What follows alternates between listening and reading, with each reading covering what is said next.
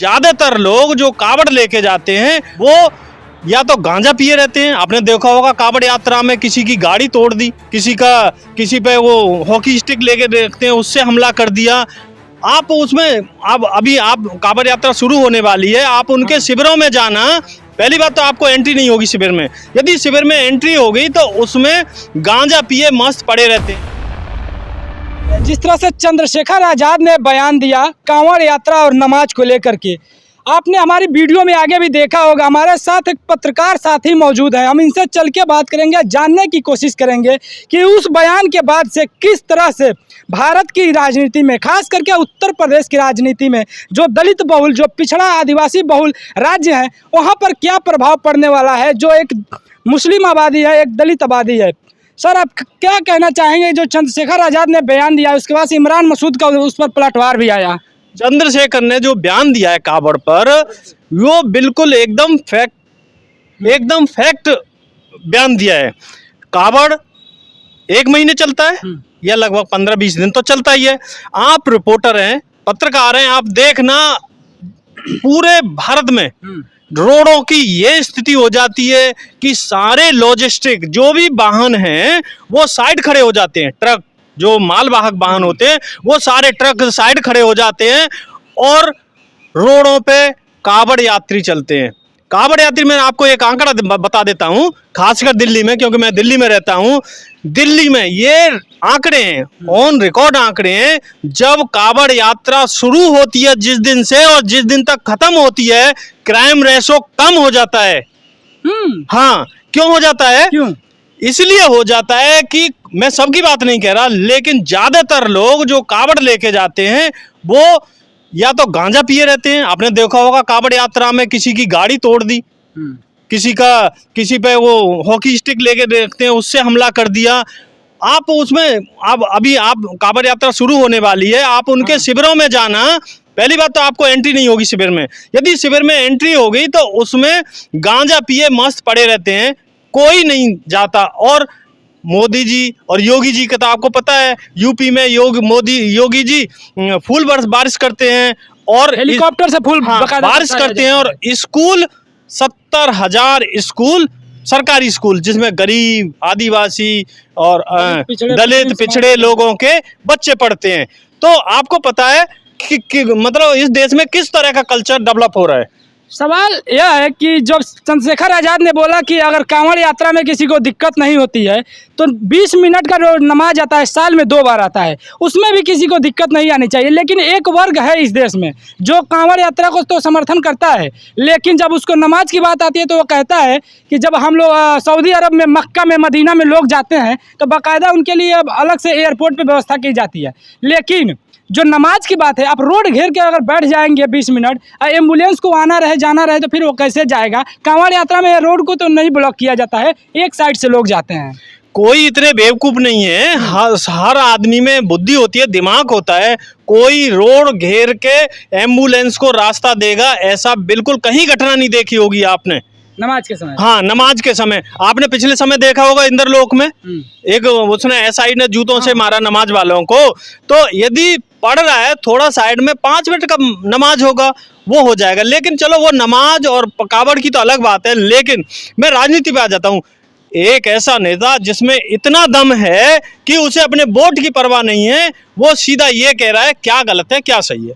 जहाँ 20 दिन के लिए आप पूरा रोड ब्लॉक कर देते हैं और जहाँ 5 मिनट की आप नमाज के लिए परमिशन नहीं देते। आप ये बोल रहे हैं कि चंद्रशेखर आज़ाद सच्चाई के साथ खड़े हैं। हाँ, ऐसा है ना, ये देश है, हमारा देश है, संविधान से चलेगा, सबको इक्वलिटी हो जानी चाहिए। यदि आप संविधान के हिसाब से चलोगे तो या तो कावड़ यात्रियों को भी कोई व्यवस्था करी जाए ताकि रोड बाधित ना हो। अब एक बात बताओ, यदि चेन्नई से माल आना है दिल्ली में, अब 15 दिन के लिए वो साइड में खड़ा कर दिया, ठीक है, तो वो उसका माल तो 15 दिन लेट हो गया, तो इकोनॉमिक पे क्या फर्क पड़ेगा। देश की जो व्यवस्था है, अभी कारखाने में जो माल पहुंचना है, यदि एक जगह से दूसरी जगह माल नहीं पहुंचेगा तो प्रोडक्शन नहीं होगा, और प्रोडक्शन नहीं होगा तो वो नहीं होगी, इकोनॉमी डाउन हो जाएगी। तो ये इकोनॉमी के डाउन भी उसके हिसाब से भी डाउन है, सामाजिक स्तर से भी गलत है। दूसरी बात ये है कि जो हमारे मुसलमान भाई हैं, जितना अधिकार कावड़ियों का है। हम ये नहीं कह रहे कि कावड़ मत लेके आओ, हालांकि कावड़ वही लेके आते हैं, आप रिपोर्ट करना, ठीक है। आप ये नहीं कि मतलब लुटियन जोन में रिपोर्टिंग करते रहो, आप फील्ड में जाना, जब कावड़ शुरू हो तो आप रिपोर्टिंग करना। पिछली बार आपने रिपोर्टिंग देखी भी होगी, यदि एक रिपोर्टर ने रिपोर्ट बनाई, सबसे पूछा तो 2% सिर्फ फॉरवर्ड लोग निकले, 98% बैकवर्ड थे, चाहे वो SC हो, ST हो या OBC हो, वही कावड़ लाते हैं और कोई नहीं लाता। लेकिन सवाल तो ये भी है ना कि जो आप इकोनॉमी की बात कर रहे हैं, जब कांवड़ यात्रा निकलती है, जब उसका टाइम आता है, कितने न जाने लाखों में कांवड़ बिकते हैं, कपड़े बिकते हैं, बहुत सारे लोग कैमरे लेकर के जाते हैं, बहुत सारे दान दक्षिणा जो देते हैं लोग, एक तरह से तो इकोनॉमी बढ़ती है ना। कपड़े बिकते हैं, एक तरह से जो टेक्सटाइल मार्केट है बूम करता है, कांवड़ बिकता है, गंगा जल बिकता है, कितने सारे जो लोग हैं दान देते हैं बड़े बड़े लोग, तो एक इकोनॉमी बढ़ रही है। और दूसरी बात यह है कि जो चंद्रशेखर आज़ाद है, उनको बोला जा रहा है कि एक मुस्लिम वोट बैंक को साधने के लिए, क्योंकि कांग्रेस में देख लिया जाए तो उसको मुसलमानों ने बहुत लंबे समय से देख लिया है। बहुजन समाज पार्टी और समाजवादी पार्टी अखिलेश यादव को देख लिया जाए तो लंबे समय से मुसलमानों ने देख लिया है, वोट देकर कुछ हुआ नहीं है। तो उस मुस्लिम वोट बैंक को खींचने के लिए जिस तरह से हम देख रहे हैं कि लगातार मुसलमानों के पक्ष में चंद्रशेखर आज़ाद बयान दे रहे हैं, आजम खां के ऊपर बयान दे रहे हैं, यह भी एक आरोप लग रहा है। आजम खान ने एक यूनिवर्सिटी बनाई, यूनिवर्सिटी को पूरे को तहस-नहस कर दिया और उसको जेल में डाल दिया। वो जांच का विषय है, उसमें नहीं जाएंगे। लेकिन जो शिक्षण संस्था हैं, आप ये देखिए, यूनिवर्सिटी बनाई, वो उस पर बुलडोजर चलाया, कह रहे हैं कि जबरदस्ती बैनामा करा लिए, ठीक है। आसाराम का रिज रोड दिल्ली में, रिज रोड में, ग्रीन बेल्ट में, जहां परमिशन लेके कोई कुछ भी कंस्ट्रक्शन भी नहीं करा जा सकता, वहां बाकायदा अनऑथराइज कंस्ट्रक्शन, आसाराम को भी सजा भी हो गई, फिर भी चल रहा है। लेकिन एक यूनिवर्सिटी को ढा दिया जाएगा, यूनिवर्सिटी को ख़त्म कर दिया जाएगा, क्योंकि जिस समाज, उसमें ज़्यादातर समाज मुसलमान समाज के लोग पढ़ते थे, इस तरह से तो फिर अलीगढ़ यूनिवर्सिटी को भी ढा दें, इस तरह से उसको जामिया मिलिया यूनिवर्सिटी को भी ढा दें। मेरा कहने का मतलब ये है, देश में दो व्यवस्था चल रही हैं। एक व्यवस्था ये है, मुसलमानों को टारगेट किया जा रहा है, लेकिन ये सिर्फ नाम का टारगेट किया जा रहा है। टारगेट जो किया जा रहा है SC ST OBC को किया जा रहा है, उनको धार्मिक स्तर पर टारगेट किया जा रहा है। SC ST OBC को, उनको अधिकार से वंचित रखने के लिए ये समझ लो कि दिखाया कुछ जा रहा है। जैसे कि आपने फुटबॉल के गेम में देखा होगा कि बॉल मारनी कहीं है और दिखाता कहीं है। इसी तरह से ठीक हो रहा है कि हम मुसलमानों की चूड़ी टाइट कर रहे हैं, लेकिन मुसलमानों की चूड़ी टाइट नहीं कर रहे। यदि मुसलमानों की चूड़ी टाइट करते तो योगी जी लुलु मॉल का उद्घाटन करने नहीं जाते। ये टाइट जो करी जा रही SC ST OBC, जो 70 साल में जिन्होंने संविधान के बल पर, रिजर्वेशन के बल पर पहली जनरेशन नौकरी में आई और विकसित हुई, और शिक्षा वह श्रेणी का दूध है जो पिएगा वो दहाड़ेगा, बाबा साहब ने कहा था। तो हमारे समाज ने शिक्षा का वो दूध पिया और बोलने लग गया, उसे बोलती बंद करने के लिए ये लोग षड्यंत्र कर रहे हैं। सवाल यह है कि चंद्रशेखर आज़ाद क्या मुसलमानों का वोट बैंक खींचने के लिए है, जो मुसलमानों के पक्ष में बयानबाजी कर रहे हैं, एक सिर्फ राजनीतिक स्टंट है वोट लेने के लिए?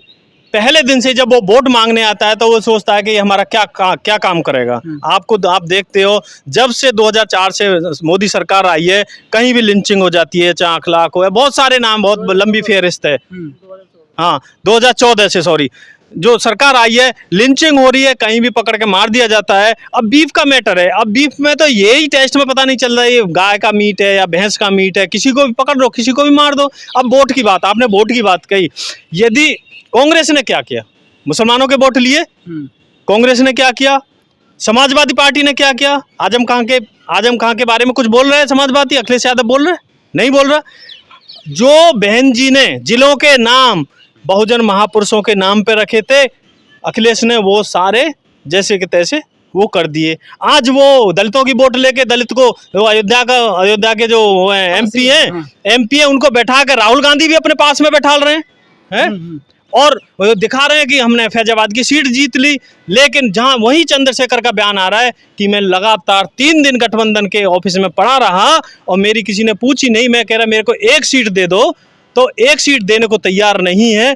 आज भी उसके लिए नजरअंदाज कर रहे हैं गठबंधन वाले। हालांकि ये नैरेटिव बना रहे हैं कि मायावती बहन जी आई नहीं। तो बहन जी इतनी छोटी नेता नहीं थी कि तुम्हारे किसी भी कार्यकर्ता के कहने पे आ जाती।